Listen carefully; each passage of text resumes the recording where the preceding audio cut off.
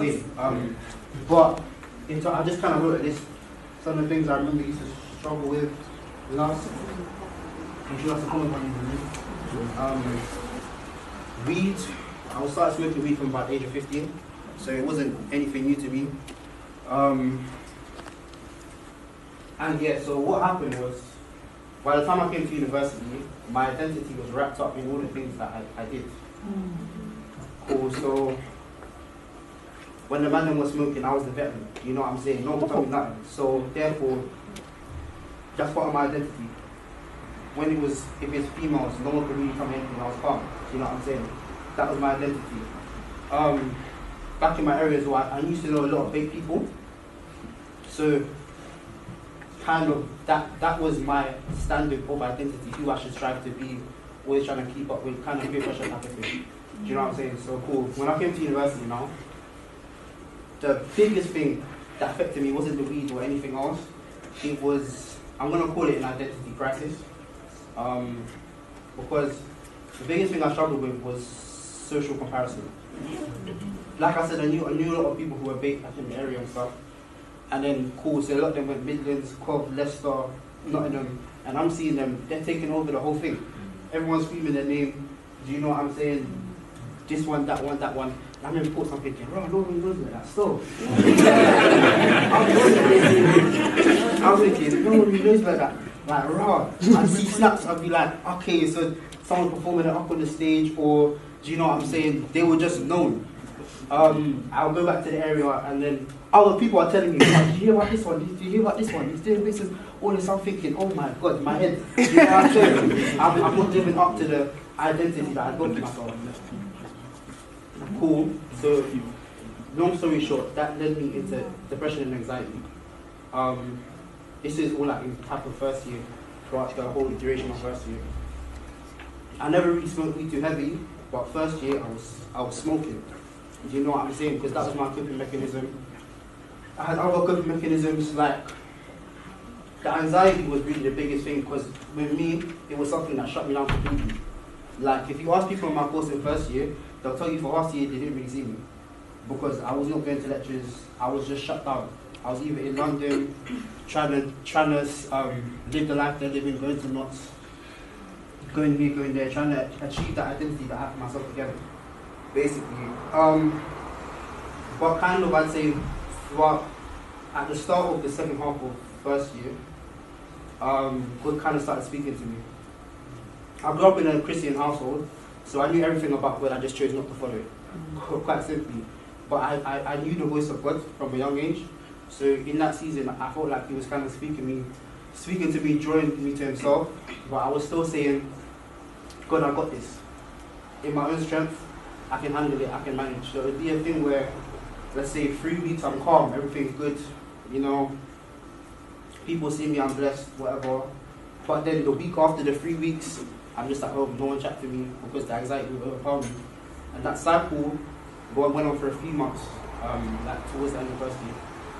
And then I mentioned that God was speaking to me. The main thing He was saying was, Theo, you need to come off social media completely. Now that sounds very strange, but it was really a practical step, and I knew God was saying to me. I used to say to my family members, you know, I feel like God's telling me to come off social media. He was telling me this for a long time, because of the things I struggled with personally.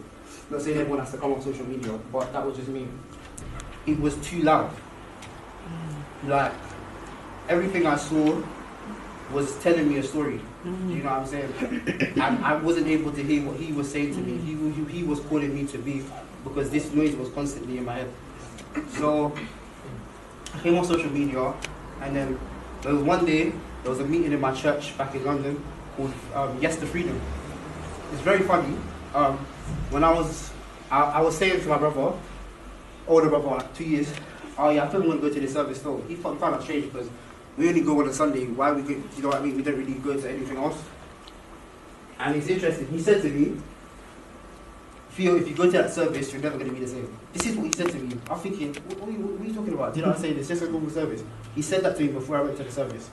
Anyways, I ignored him. He didn't want me to change, by the way. That's what I'm saying. Anyways, I went to the service. And when I say the preacher preached my whole life, I'm not exaggerating. I was sitting there listening to him thinking, oh my God, this brother, it's like he was seeing into my exact situation and telling everyone my business. I was thinking, what's going on? He told him my whole life. To the point where they had an altar call. Now in this situation, nothing really, I really want to get this across, nothing spirit really happened. No one was falling out in the service. He wasn't laying hands on someone, everyone dropping down. It wasn't even that. He was literally just speaking the word that God had given him. Cool, what did I do? I said, God, I remember saying to myself, I said, God, I simply want you to help me with the things that I can't help myself. And one thing with God is, he actually will not help you unless you ask for it. I'm telling you from experience, whatever any of you are going through, if you don't ask God for help and you don't acknowledge that you can't manage it yourself, he's not going to help you. Because he doesn't want to impose his will on you. Cool, so I came up from my seat, and as a step of faith, I came to the front, they prayed for me, I left. Nothing, you know what I'm saying? Didn't fall down like that. Anyways, I made a decision to seek God because I knew I couldn't manage the things I was going through. So as I started seeking God, he started giving me new desires. He started changing my perspectives, my opinions on myself and on others. What else can I say? And yeah, from that day, towards the end of first year, I didn't smoke another zoot. Females, they weren't really an issue anymore. I didn't masturbate. What am I saying? That faith is more powerful than you actually. You know what I'm saying? That's what God responds to. Obviously, through the process of time, God has brought me to where I am now. Through introducing different people into my life, and but ultimately, it's the heart to follow Him. Once you have that, He will take care of everything else.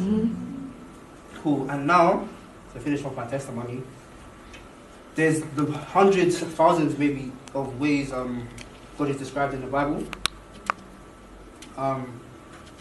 But for me personally, what I know God to be, I'm telling you from my heart, what I know God to be, and I was thinking about this and He was reminding me what He really is to me, is two things mainly. David described Him as the strength of my heart. It sounds poetic, but all that really means to me is that He is my emotional and mental fortitude. You know what I'm saying? Clearly, through the situation of my first year, I acknowledged that I could not handle it on my own. So when I acknowledge that, now I can tell you with the truth, He's become, when I come up against a situation I can't manage on my own, He's my shield, you know what I'm saying? He's my strength, the strength of my heart. The second thing that God is to me is, I think it's a scripture in Isaiah. It says that He is the stability of my times. All that means is, life is full of seasons. Every single individual's life, you go through seasons, you go through stages. But what the scripture was saying is that through every stage that we go through, God is the constant. No matter if it's one season is rocky, one season is calm, He is the underlying thing that runs across my entire existence. So yeah, long story short, if you ask God to help you, He will.